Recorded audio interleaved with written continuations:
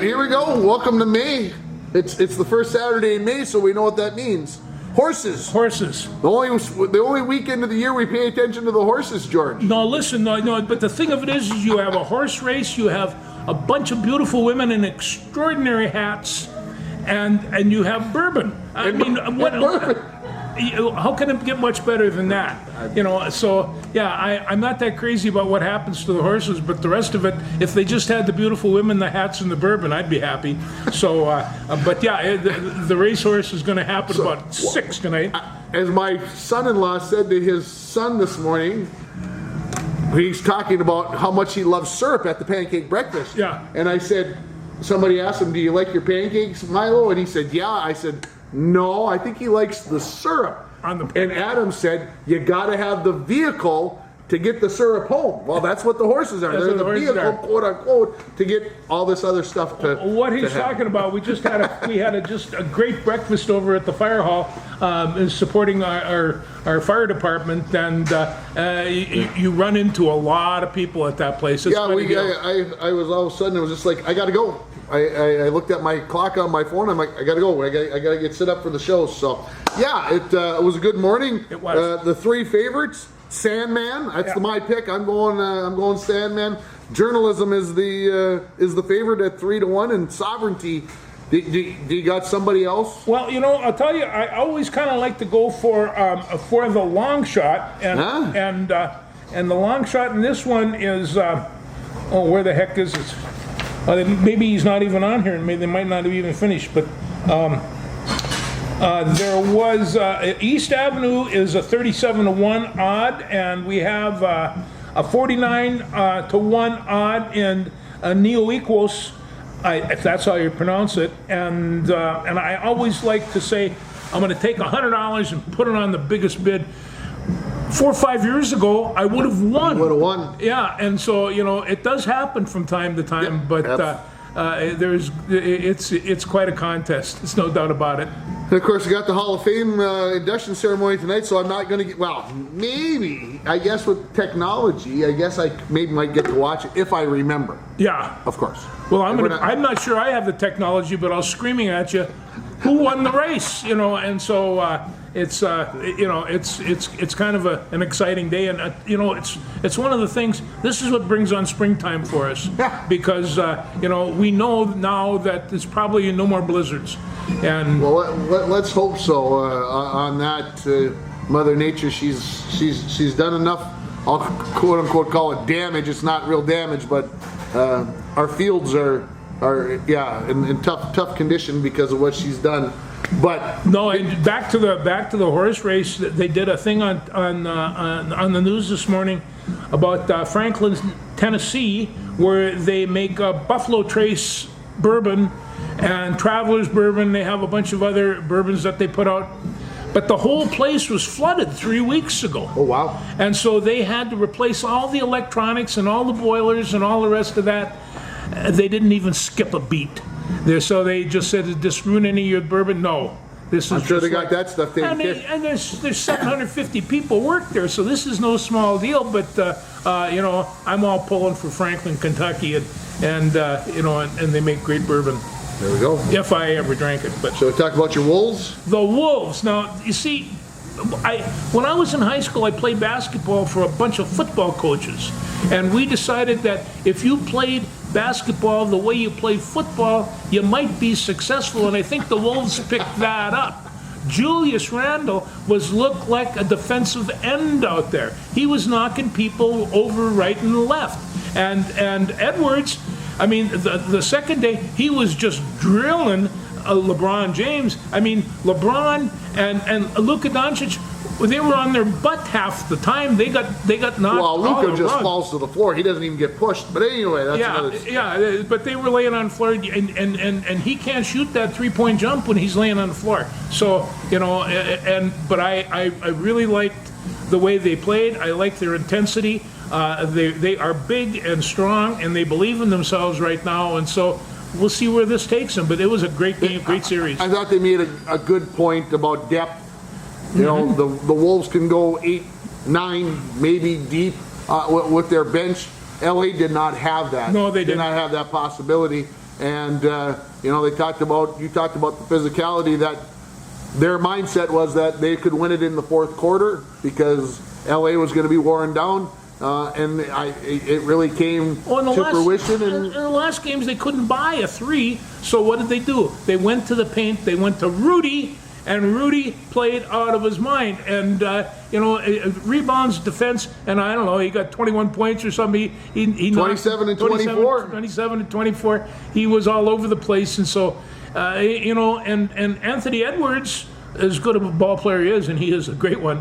He's not going to be there every night, and so he had a Naz Reid that comes in and drill. I mean, the fifth game that they played, Naz Reid couldn't miss. He was just all over the place, and besides, he's probably the most popular player on the Wolves team. I'm getting pumped.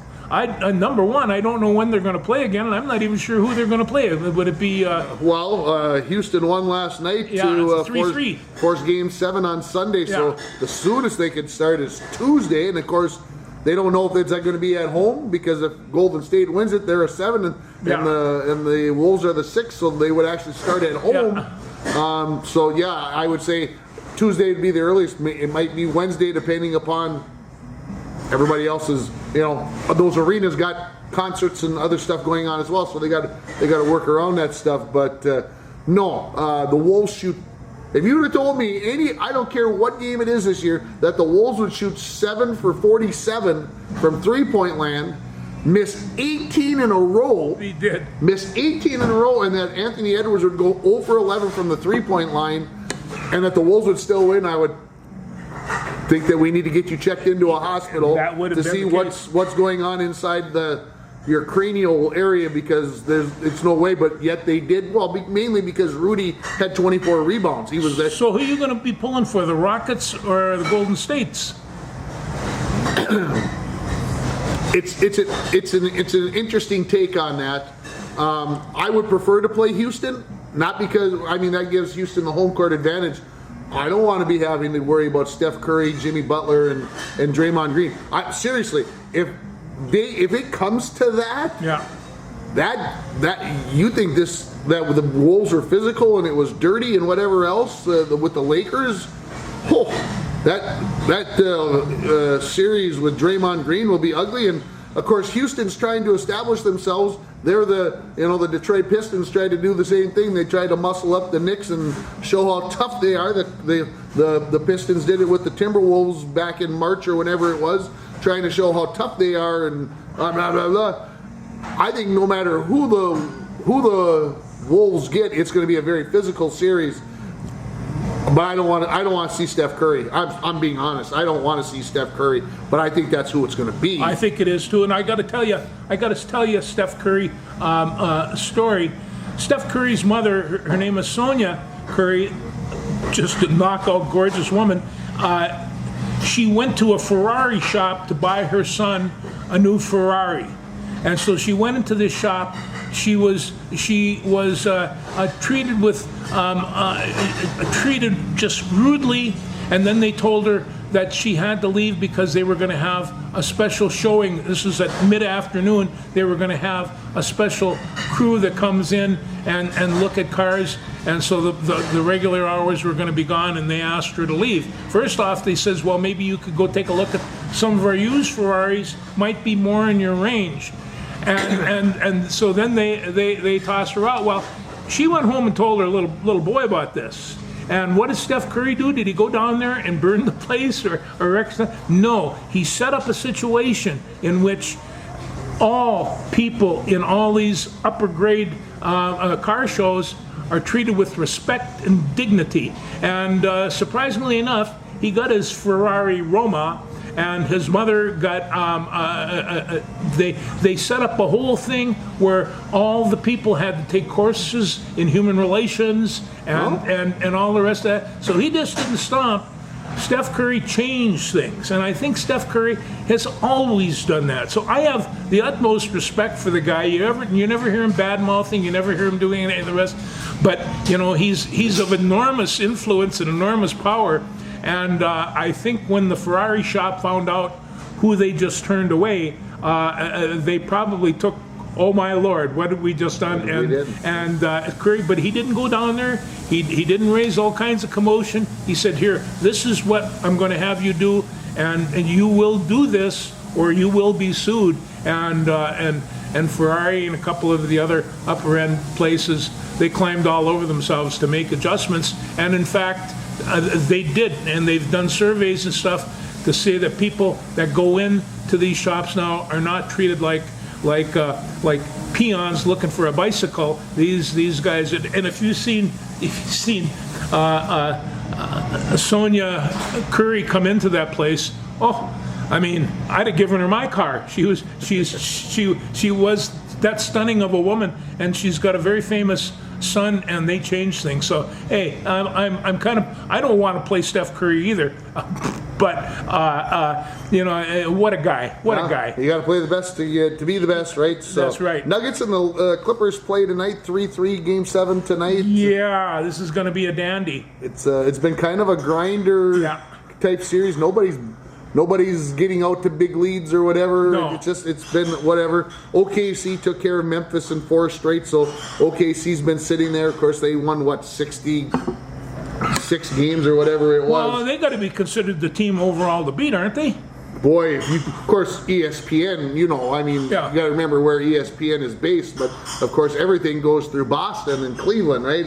And it's usually Boston, and of course, the Timberwolves. I don't know if you read the little whatever, but they kind of did a little bit of what they call trolling on X on the old Twitterverse, because 11 out of 11 experts from ESPN all picked the Lakers to win the series, and so the Wolves, after they won on Wednesday night, kind of went on a rampage. And anyway, it was a great series and it was fun to watch, but in my mind, there was no doubt in my mind who was going to win the series after the 4th game. It just... I was going to go to bed Wednesday night because that's probably what I should have done, but I was so sure, and I hate to say it this way, I was so sure the Wolves were going to win, even when they lost the lead in the 3rd quarter when LA made their run and took the lead 78-77, whatever it was. It was like I was, a lot of times when you're watching your team, you get a little freaked out and whatever, and I watched that game so calm. It was just like, well, they're going to take over in the 4th quarter because they're going to do their thing, and they did again. It just I don't know, steady. There's a little bit of a confidence there that they can get it done. Like you mentioned, Julius Randle.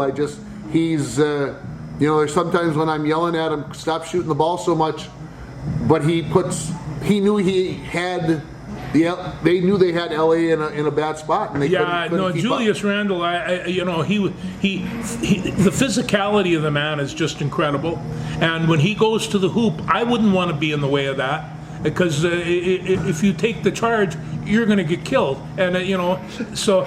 But this guy is really amazing, and between him and DiConcenza, they really have made a great contribution to that team. They've changed that team completely. Yeah, and they talked even in the post game. And of course, I shouldn't have stayed up and watched the post game, but of course, you want to hear about how great your team did and whatever else. And Rudy talked about the ups and downs of the year, that it took a while for this to develop.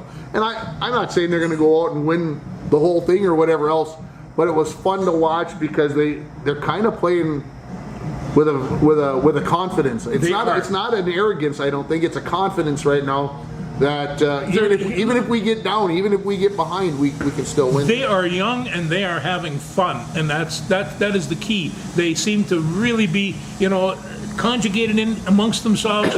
They are ready to go. I think the Wolves think they can win it all. I'm not sure they can, but they think they can, and that's a big step. So absolutely. I can't wait till the series starts. I got the Wolves on. Go Wolves! The Eastern Conference pretty much already get set for the semifinals. Cleveland 1-4, Indiana 5, the Knicks 6, and Boston 5. So Cleveland takes on Indiana on Sunday. The Knicks versus Boston. Did the NBA get exactly what they wanted? Exactly. Are you kidding? They won't be a Cleveland on and the East Indiana Coast. or what? Indianapolis and Cleveland are what, 2 hours apart probably at the most? and Boston and New York are what, No, 90 minutes? So. and I really was pulling for Detroit, and it's just like they were so far down behind, and they came back and they came back and they came back. I was kind of hoping they'd pull this last one out, but our friend Carl Anthony, he played well and was smacking them around pretty good and rebounding and shooting, and it's just. I'm not so sure if Brunson keeps playing the way he is, that they can't beat Boston. And Boston, like I said, could be the favorite to win it all. I mean, and the Knicks have improved right down the year, and right now they're playing the best basketball I think they've played all year round. Could be. Trying to get that mixture, right? When you trade somebody, mixture. And they talked about the Lakers with Doncic coming in. Did they honestly when? I don't know if anybody else saw this, but in game when Doncic got hurt, when his back was tweaked when he came in and supposedly got this hard foul on him, did you notice that LeBron and him walked within this far of each other, and LeBron never even looked at him, and then I don't know if you saw what LeBron said in the post game. They asked him about personnel on the team, and he said, well, all I'll say is my man Anthony said something, and 3 days later he was gone, so no comment. And I'm like, so LeBron James is not going to make a comment publicly about Lakers and their decisions, because if he says something they think they might trade him or send him away. I'm like, well, what are we talking about? I got to say this about LeBron, 40 years old. He was remarkable in some of these games that he played, and and for him to do that, and I think and people said, did the Lakers get tired? Well, the coaches know we just missed three layups. Well, that's a sign of being tired. And in the fourth quarter, they just seemed to be a half a step lacking, while the Wolves were just picking up a half a step quicker. And it's because they were able to rotate so many people. JJ Redick has been taking lots of flack in the media. And they did say LeBron sprained his MCL in the fourth quarter of the game. Didn't look bad, but anyway. No. So it goes on. Yeah. How about your Minnesota Wild? I watched the game the other night, and the only thing one of the things was, if you're a Minnesota Wild fan, you're going to stay up late. And I stayed up late for all those games, and they came in there. But, Vegas, the third period of the last game, they shoved everybody in front of that net. You couldn't have squeezed the puck through that stuff. And, I mean, they really, really played hardcore defense, and, they got enough goals to win. I think that the Wild kind of lost their offensive, segment that they had for a few games, but scored 5 in game 2, scored 5 in game 3, and you're kind of going, well, okay, things are where they're supposed to be, and then lose 3-2 in 3 games in a row, the last 3 games of the series, all by the same score, 2 of them in overtime. So I mean, it shows you how close I think they were. We've been waiting for this to come. Now Parise and Suter's contracts are gone. We've got this money now that we can go out, and hopefully we can find a free agent scorer that can make a difference. It seems they're just 1 or 2 players away for the second and third line. They got one line that's very much intact, and and they got some great hockey players in the team. Gustafsson, when he is hot, there is no goaltender that's better. So and they've got great defense. So they're a team that are almost there. They got to go out. They got to lure somebody that can come in and be a scorer on a line, either with Kirill or on a second line. So that you always have that pressure on. So I don't know who that person is. I'm sure there's speculations out there, and I'm sure the recruiting of people to come play in Minnesota has already started. I think so. But it's unfortunate that they're gone, because it was, like I said, they're a decent team. They're not a great team. It would have been fun to go see what would have happened against Edmonton, who ended up beating the LA Lakers, the LA Kings, excuse me, who were, they were the higher seed, they were the 2 seed. So Edmonton's a scary team. The Wild have always played well against them, it seems like. That would have been an interesting series, but it's Edmonton versus Vegas. That's decided. They both win in 6 games. The other series, Winnipeg wins last night, or St. Louis wins at St. Louis again to force Game 7, which will be on Sunday. So Winnipeg gets taken all the way to the end. Stars and Avs, they're going right to the end. So the West has been exciting. It's kind of interesting.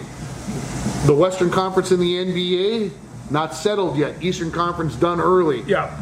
Western Conference in the NHL, not done yet. Eastern Conference finished early. It's just kind of, I don't know. But the Winnipeg-St. Louis game on Sunday might be great theater up in the Peg. It could be fun. The Stars and Avalanche has been a Donnybrook of a series. It's been some good stuff. So, but we'll see what happens. Those 2 winners will play in the other half of the bracket on the western side, and in the east went kind of to form, right? Toronto finally decided they were going to wake up. Looked like they were going to let Ottawa in. They were up 3-0 the last time we spoke, and then they lost a couple, and it was like, oh boy, here comes the Toronto fans. Backsides were getting like this, and they ended up winning it in 6. Florida took care of Tampa Bay, and I hate to say it, kind of easily. The defending champions, I don't know. I don't like them. I don't like the way they celebrated last year. They turned me off to what they do. But Toronto versus Florida, Washington took care of Montreal. Carolina took care of New Jersey in 5. So Washington versus Carolina, you want to talk about teams that are close to each other. There's another series where they can basically jump on the bus, and no sense getting them on a plane because they can just, by the time you get them on the plane. Well, I was kind of amazed at both the NBA and the NHL, how many teams are close.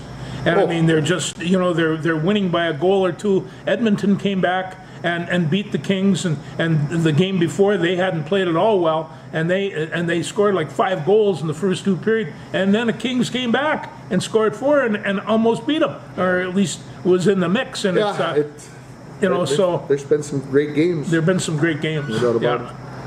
Now let's talk about women's hockey while we're here. The Frost have 1 game left at noon today, just a couple hours from right now, and it's win or go home, and it's win in regulation, or their season comes to an end. They got to play in Boston. Basically, Boston can play for the tie. If Boston gets a tie and gets it to overtime, they're in the playoffs. If not, the Frost will get in, and I guess, I don't know, they needed that kind of pressure last year. They needed to get their backsides up against the wall and be forced to do something, and hopefully they get it done today. Oh, I hope they do. So get a chance to defend that title. Like I said, that game's at noon. Well, what are we going to talk about with your Twins? Well, they've dropped 4 straight. And, and I remember when the Twins were playing even decent, they go on 10 and 12 game win streaks. And we've had no win streaks. I think, was there one that they went 7 at one time this year? No, I don't think so. I know it was, they had the 5 game last week or whatever. I think that's the biggest one. But they're just choking at the end. And it's like, I have to admit though, there are some fun things, like when Buxton's up to bat, I do not turn the TV off. This guy is about as exciting a baseball player as we've had here when he's healthy. Offense, defense, running the bases. He's really a talented man, and I'm glad that we're getting the best years of his life right now, and he's playing well. Without him, it would be much worse. Yeah, I think Correa had a what I'll call a tough April, and but he's starting to come around. Yes. Even though his batting average wasn't very good, there were a lot of times he was squaring up the ball. He was squaring it up and hitting at people, at least when I was seeing a lot of his at-bats. Now he's squaring it up and they're going in the right places, which is how baseball works and everything else. So I hope as the weather warms, they'll warm. Playing in Cleveland, big win on the game 1. Probably could have won. I shouldn't say should. Could have won game 2. Probably could have won game 3. Had a chance in game 4. And Boston is no easy out in Fenway. So like I said, it is what it is. it's not panic time. It's only May 3rd, right? It is. Second. They got a ways to go here. They're I don't know, what are they, 13 and 13 and 20 now. Yeah, Not so good. not so good. But, 8 games out. So we'll see what happens. Yeah. Loons lost last week to Vancouver, who is the best team record-wise in the MLS. I don't know. The Minnesota Star Tribune this week was panicking a little bit about how they lost to the best team, and I'm like, well, wait a minute. Now, if they're the best team, I mean, we know that we're not the best team. We're trying to get there, so this is going to take stuff to figure out. They're tied for third in the Western Conference, 2-4 now with that loss. They play at Austin in Texas. Never played well at Austin. It always seems like we end up going to Texas and we end up losing. I don't know what it is. If it's maybe it's playing there in July when it's 274 degrees and anyway, it won't probably be that warm tonight. Yeah, we'll see. Santa Ana felt the same way. So it's I'm reading a book about Texas Rangers right now. Okay. You been watching any UFL football? Have you even watched any of it? I'm going to confess I did watch one series, Michigan playing. I can't remember who they were even playing, but it's football. It's not extraordinary football, and I think when you see this, you have to take a look at just really how good NFL football is. And when you take a look at all the draft people that they picked up, the size, the speed, all these college kids, they aren't going to play for 2 or 3 years. So there's some extraordinary football talent in that league. Good size, good speed. You want to play in the NFL, you really better be able to tie your shoes on tight and don't forget your jock either. You're going to need it. So it's a tough place to play. I think Fox and ESPN are trying to do what they can. With the you can hear the plays being called in the huddle, and you're on with the coaches, and you can hear the referees in their discussions. And there's some good things to it.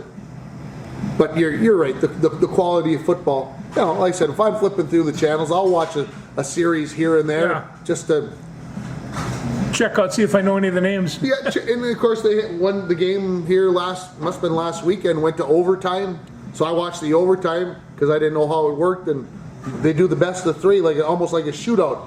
Start at the 5-yard line, you get a play, and then the other team comes in and runs a play. And whoever makes the most plays from the 5-yard line, that's how they decide. And I'm kind of like, I don't know. I like to play it out. I do too. Yeah. Kind of my style. Yeah. So. They have kickoffs, so They have kickoffs. I'll be honest with you. I assume they have kickoffs. I don't really know. So. What else? But it's a dangerous thing, but I like kickoffs. Yeah. What else you got?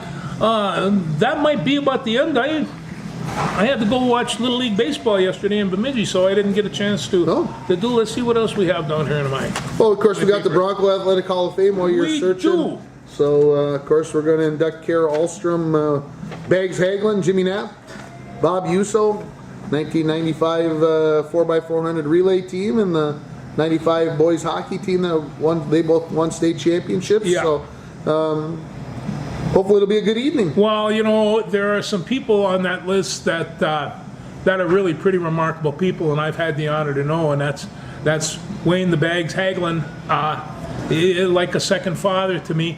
Bob Huso was one of the nicest guys I ever met on the field. He coached, I think, Park Rapids or someplace. Moose Lake, yeah. And we ran into scrimmage and him a couple of times, and he would tell stories. You think Frank was a good storyteller. Bob was absolutely fantastic, and so you're close to the Huso family.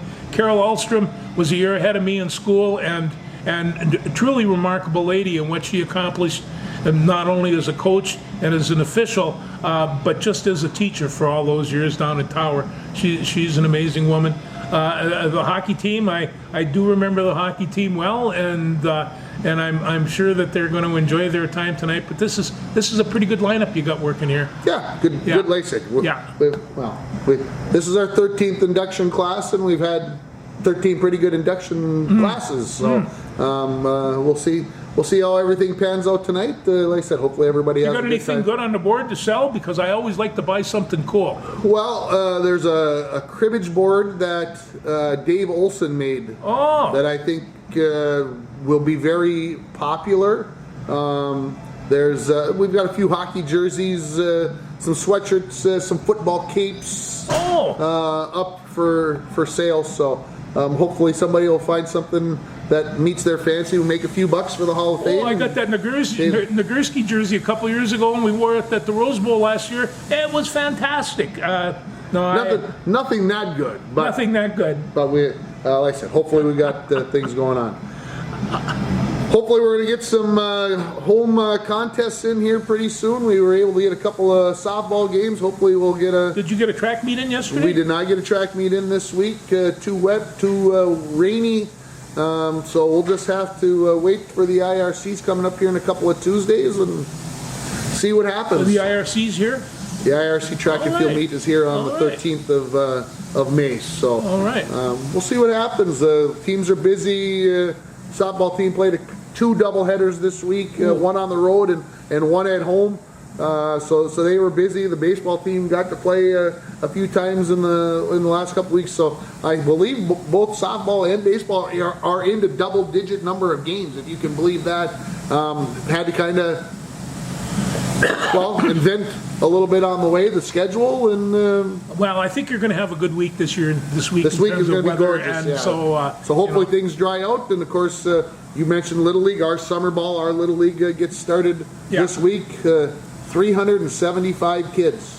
375 kids. 36 teams. Not too shabby. I talked to my old friend Mike Holden today and thanked him for that, because this, in the large part, was his doing. Yep. And him and I he talked started about it. from the beginning, and he's on the city council. He was getting a little grief over there, and I just want to tell people, when you go by the field over there and you see the kids playing Little League in uniforms with umpires in a real good tight league situation, thank Mike for that. When you watch the kids play hockey, you thank Pete Taylor for that. And there's just so many of these guys that have done so much for the community. You simply have to acknowledge it. It's just it's the way it's at. Yeah, Mike said probably at their peak they had about 800 kids playing, and I said, okay, tell me how did you get everybody in, because I got 375 and I'm kind of, the schedule seems packed. We could play more T-ball games or whatever. We could work the schedule that way, but the ball fields, I mean, we really only have a couple of spots open. Yeah. So like I said, it's exciting that the kids have this opportunity. I remember when it started, and everybody jumped on the bandwagon for that. And the kids hadn't played Little League; they've had rec baseball and some other stuff, but they hadn't really actually had a Little League type program in which they competed against the area teams and that type of thing. And I love watching the kids play baseball. It's a good thing to do. Yeah, but like I said, the weather looks like we're going to get things started on Monday on time.